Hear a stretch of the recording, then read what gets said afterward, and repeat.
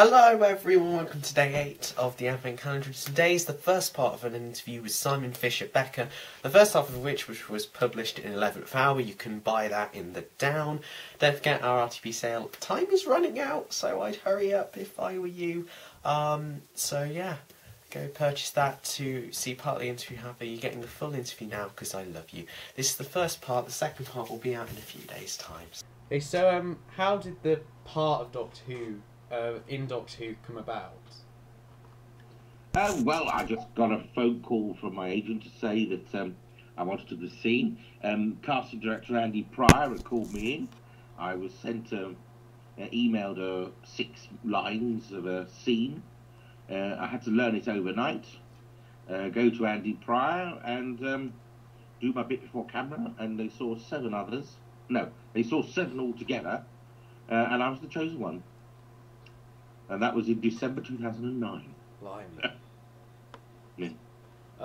So, I mean, obviously, we only saw you very briefly in Series 5. It was only a very small appearance. However, you did get to act alongside Alex Kingston. What was it like to work alongside an actress like Alex? Well, to be honest, it was nerve-wracking at first. Fortunately, I went to the read-through for the episode, and so I got to meet her beforehand. And she's delightful, and she helped put me at ease, as did Matt Smith and everybody else, and Stephen Moffat was equally delightful as well.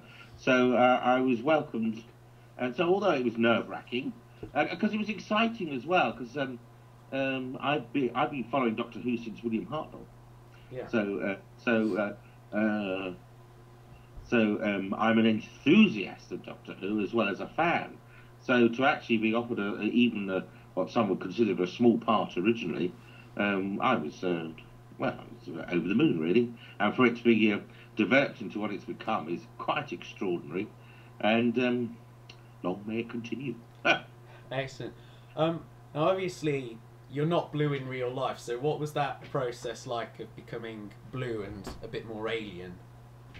Yes, well, it wasn't as complicated or as horrendous as it could be, but some other people, they're in prosthetics for about 4 hours. For me, about 2 hours in total, or they allowed 2 hours. The first day, of course, was a bit longer, because took a bit more time because they actually shaved my hair off. Oh. So I wasn't in a skull cap; it was just shaved and oiled, and then painted blue. And then the only really I wouldn't say complicated, but time-consuming. There's some black eyeliner on the inside of my things, and my fingernails were had nail polish put on rather than just a paint. So that took a bit of time. But of course, in the last episode, it was only my head. Yes. So obviously, you got called back for Series 6. What was it like to get that phone call to ask you back in a much bigger role? Yes, I mean, it came exactly a year. The phone call came, and so of course I was delighted to be called back. But it wasn't until I got the script that I realised how much was expected. And initially, there was a slight panic, but it lasted about 10 minutes, and then I started bouncing around the room. It was absolutely wonderful. Yeah, and then within a few weeks of filming episode 7, I got the call for episode 13. So, fantastic. Do you have any sort of stories you'd like to share with us about filming that episode alongside with the cast? Which episode? The A Good Man Goes to War, episode 7. Oh, yeah. Well, it was delightful. And, of course, we had the read-through for it, where it was, at times, very, very funny. And then at other times, not so. But then, and that's the only time you got to hear the episode in sort of proper linear state. Because when you do film, you film all out of sequence, and you have no idea what you're doing. And, of course, filming was about 2 weeks after the reading. So there's no guarantee of what you heard at the reading is actually what's going to appear in the episode. Yeah.